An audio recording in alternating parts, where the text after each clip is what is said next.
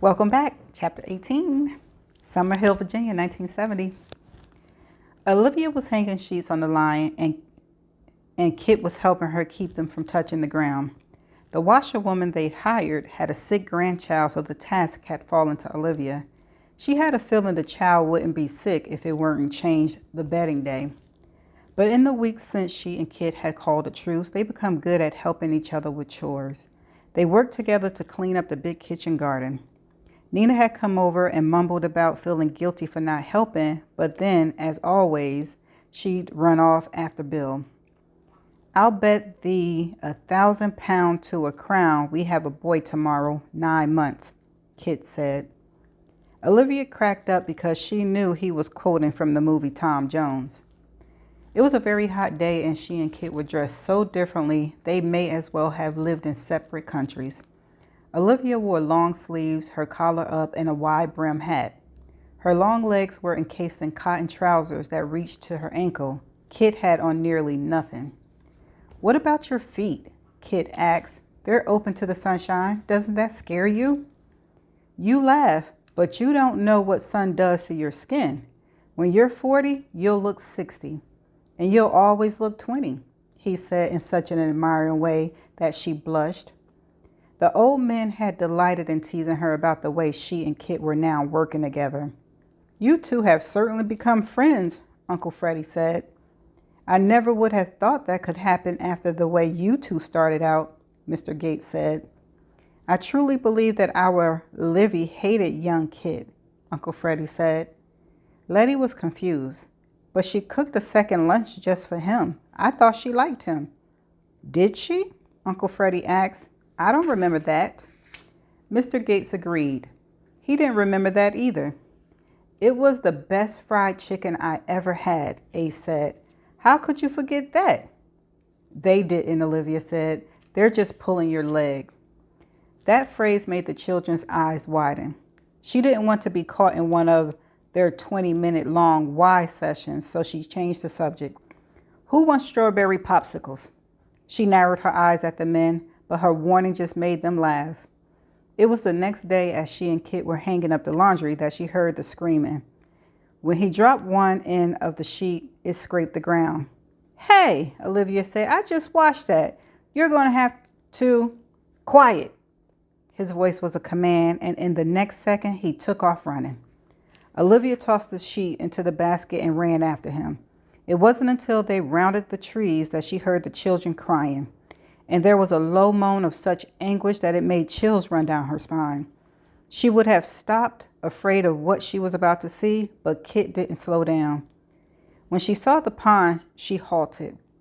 To her left were the children, clinging to each other, crying loudly.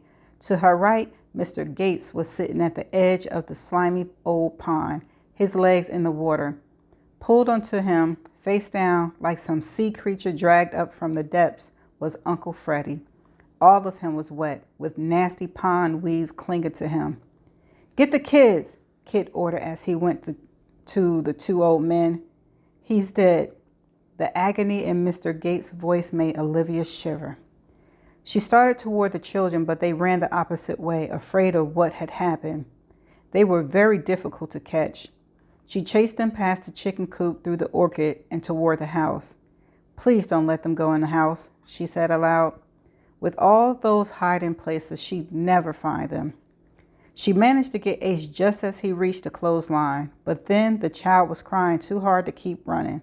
Olivia went to her knees and pulled him into her arms. His convulsions were making her body shake. As Olivia knew she would, Letty stopped running and came back to them.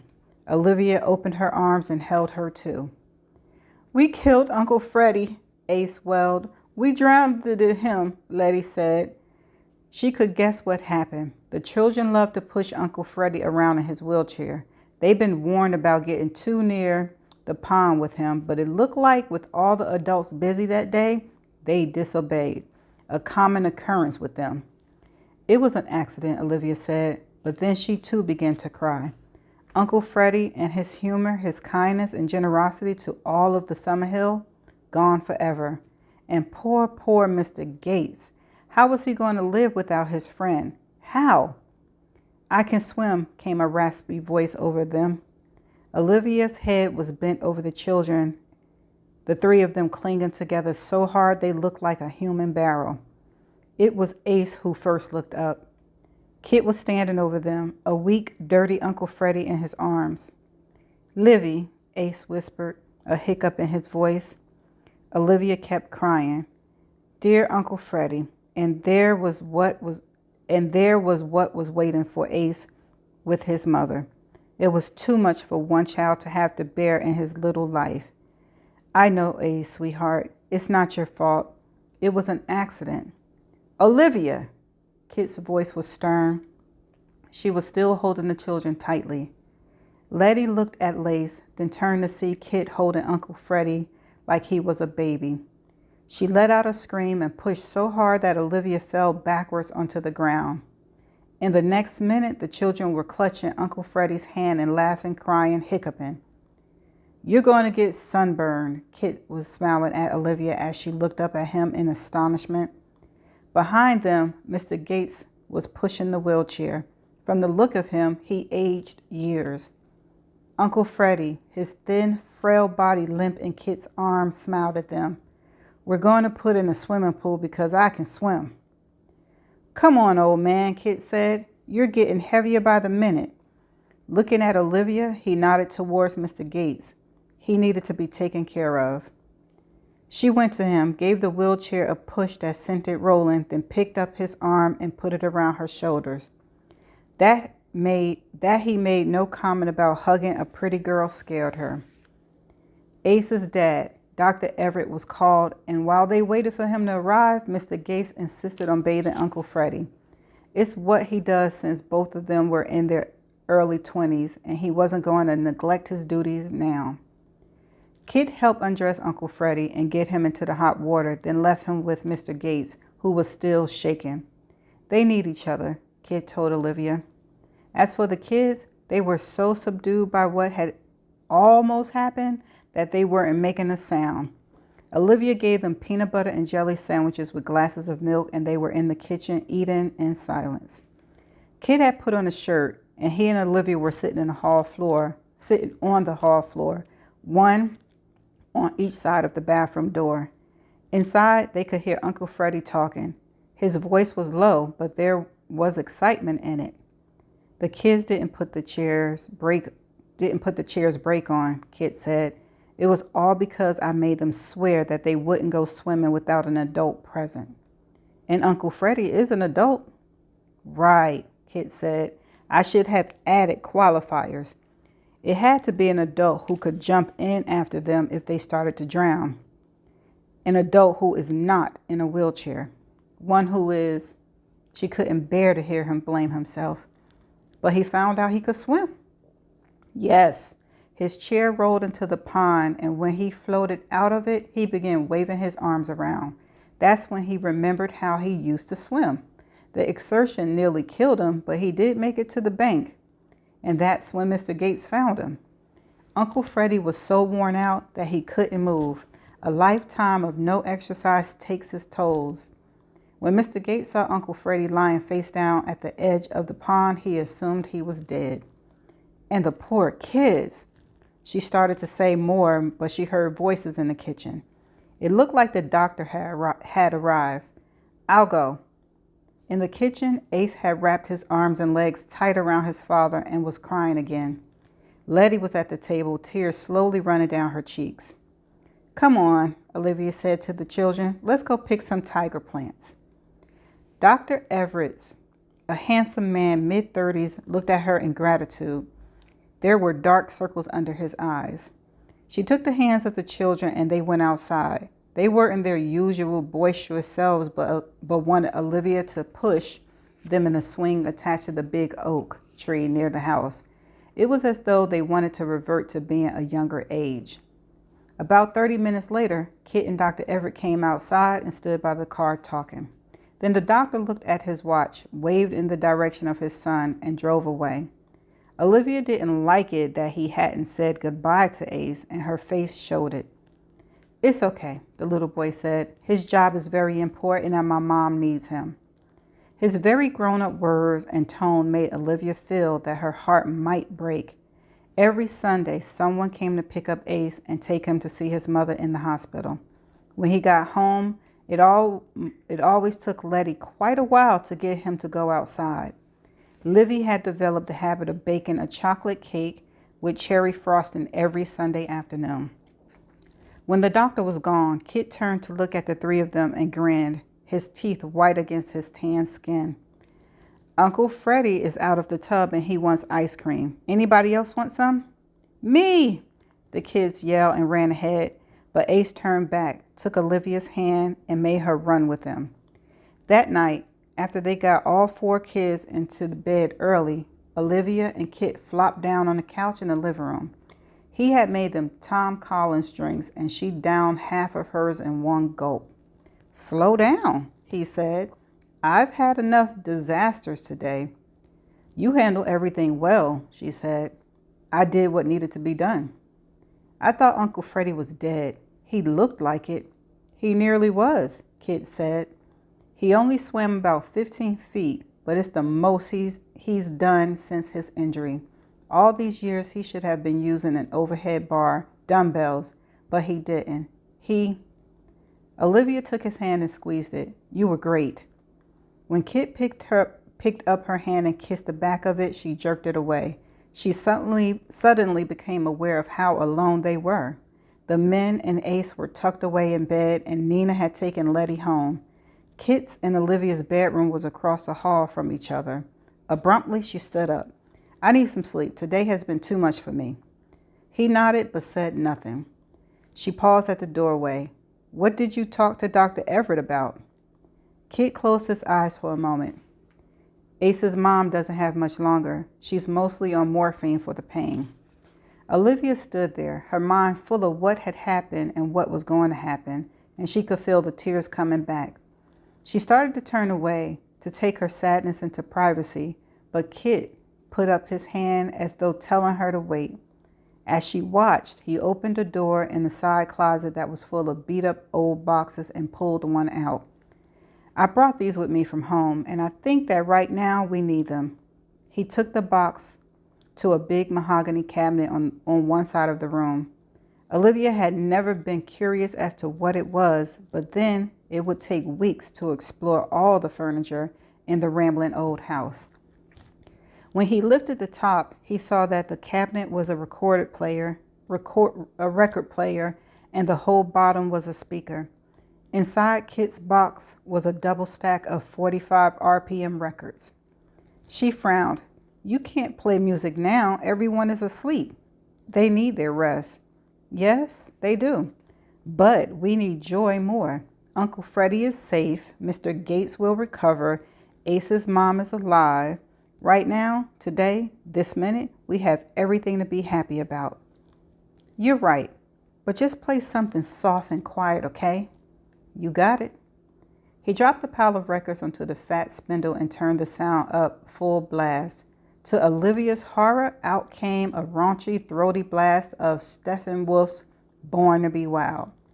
Olivia nearly leaped across the room as she tried to turn the music off, but Kit grabbed her and began to dance with her, his hips grinding provocatively against hers. She fought him for all of about 8 seconds. Then she yelled, "Oh, what the hell? We're alive. No one died today." She gave Kit a look of challenge, a sort of sex challenge. "Come on, worthless boy. Let's see if you can dance." "I can't leap cabbages," he yelled back. "But with sex, baby, no lessons are required." She kicked off her shoes and started grinding, using her hips and thighs that had been strengthened by years of dance classes. She went down to the ground and kept moving. Kit went with her. He turned so her leg was between his and went down and down. When he leaned towards her as though to kiss her, she pulled back so far her hands touched her ankles. "Gosh, girl, you limber." Kit stayed with her. Ace was the first one to show up, standing there staring, his eyes sleepy. A minute later, Letty appeared in the doorway, and that made Olivia and Kit start laughing. She was supposed to be at home with her parents, but it wasn't surprising that she had sneaked out and was sleeping somewhere near Ace, and probably Uncle Freddie. The boy ran over and pushed his way between Olivia and Kit as though laying claim on her. "Hey, kid," Kit said, "this is my girl. Get your own." Letty, rubbing her eyes, went to Kit. The record stopped and there was a moment silent as the next one dropped down. It was the band Cream, named for being the cream of the crop. Ginger Baker, Jack Bruce, Eric Clapton. The best there was. "Sunshine of Your Love" blasted out. Kit made another attempt to get to Olivia, but Letty and Ace dwarfed him. Laughing, he picked up Letty and began dancing around the big room with her. It was no surprise when Uncle Freddie and Mr. Gates showed up. Mr. Gates twirled the wheelchair around in a way that looked like they'd done it many times before. What was a surprise was when Nina and Bill walked into the room. They had on swimsuit covers, but no suits on underneath, which sent all the adults into howls of laughter. Obviously, they'd been out having a moonlight swim in the nude. "A matching couple," Kit said to Olivia as Letty's parents went to the far side of the room and just held each other and swayed. The record kept changing and everyone danced. Jefferson Airplane, Rolling Stones, Marvin Gaye, Aretha Franklin, James Brown, Creedence Clearwater Revival, all of it played at a deafening level. Somewhere after midnight, the oldest and the youngest gave out. Letty's parents slipped away into the darkness outside, and Kit lifted Uncle Freddie out of the chair and put him to bed. Mr. Gates took the cot near his friend, refusing to leave the room. Olivia managed to get the kids up the stairs, and they fell across the twin beds in Ace's room. She left them dressed, but put them under the cover. When Kit turned off the music, the house had a feeling of being silent, but of also being grateful and wonderfully awake. The house was an old lady who'd seen wars, births, deaths, and right now she seemed pleased that everyone she loved was safe. Olivia stepped into the hall and pulled the door to Ace's room nearly shut. Kit was standing in front of his bedroom door. He looked so very, very good. He was like all the dreams of male fulfillment that she ever had.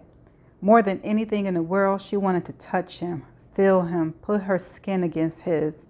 Their dancing so close together had made her very aware of him. He was looking at her in invitation. She knew that if she made the tiniest step towards him, that he'd open his arms to her.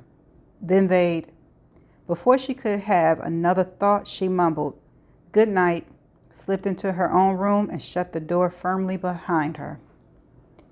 The next morning, before going downstairs, Olivia had a long talk with herself about her and Kit. She knew that he was infatuated with her, that he watched her. But it can't happen, she thought. He would go back to his Yankee college and she'd go to Broadway and end up falling for some producer. She could bear that, but it wouldn't be fair to him. It was one thing to tell her friend, who was playing Jane, that she had a summer fling with a lusty college boy. But what happened when he showed up with a bunch of his beer-drinking fraternity brothers? She'd probably die of embarrassment on the spot. No, whatever happened, she needed to be the adult and not let the sight of his beautiful, gorgeous, naked body make her do something that she'd regret. She remembered when her mother had first seen Kit. She dropped by to give Livy a chinos and pestle to make liver pate, and Kit had walked by on his way to the pond. As usual, he had on very little clothing. Her mother lowered her reading glasses and watched him walk the entire distance until he disappeared into the trees. "Now I understand." Her tone was so suggestive that Olivia was shocked. "Mother, dear, you may have come late in life to your father and me, but we spent whole years trying to create you. I know that's right." Olivia was so stunned that she couldn't speak. Miss Paget opened her car door. "Actually, young Kit reminds me of your father at that age. Don't you just love those flat washboard stomachs?" As her mother started the engine, she said, "Have fun, dear. and I hope you do everything your father and I did." Laughing at her daughter's continued silence, she drove away.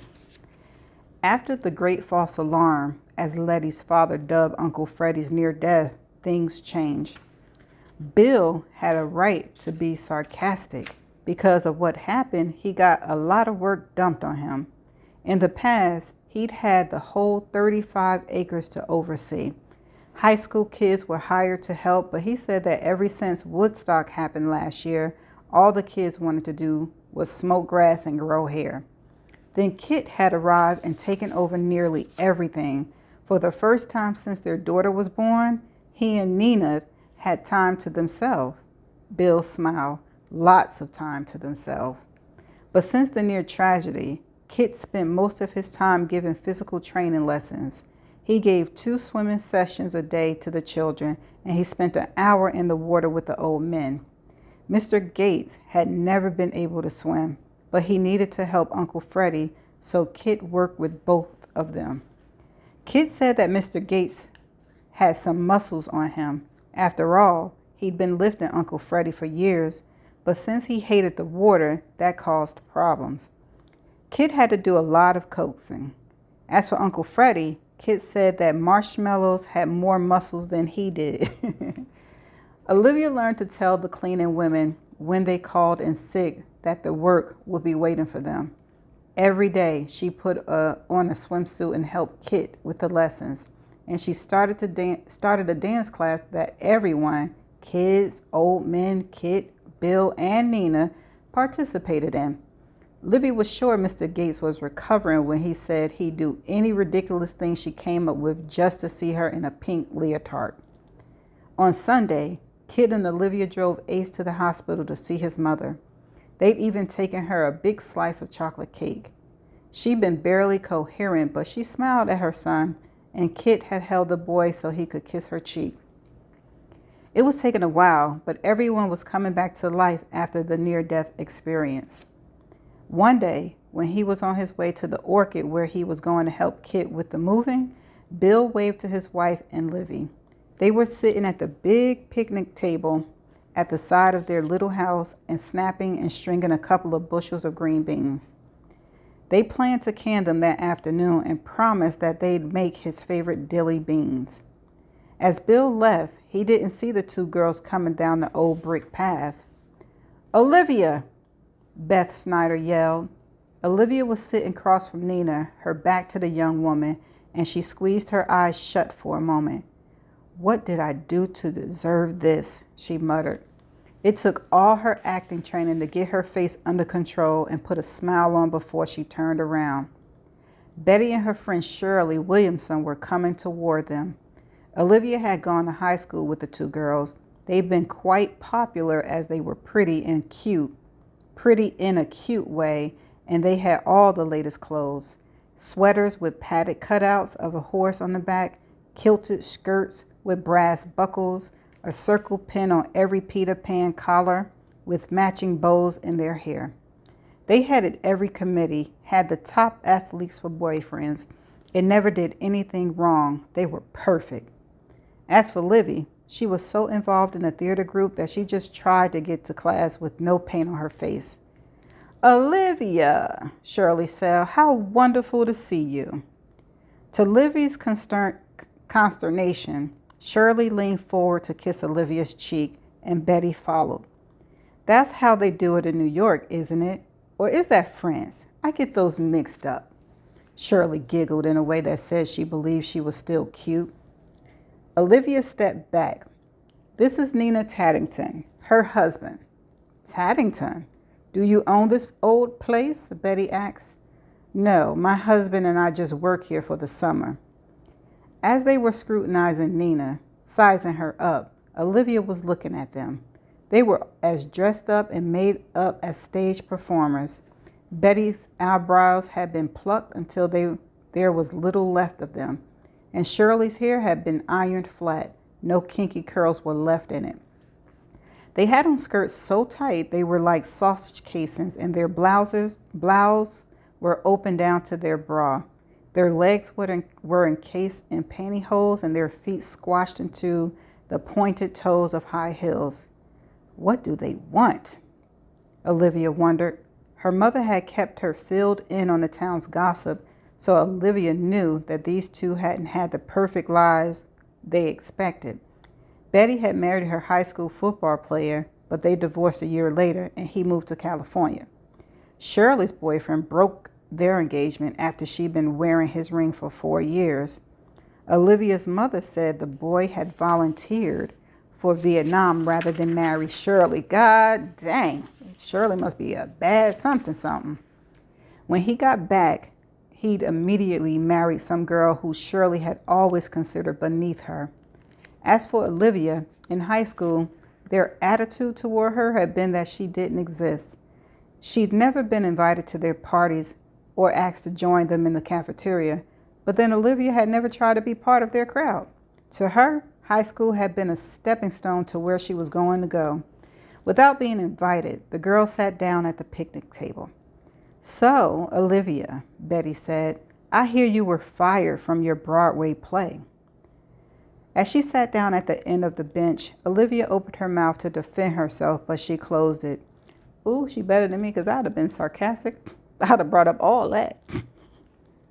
It looked like the girls were still in the territory of high school, still degrading people to make themselves feel better. She smiled.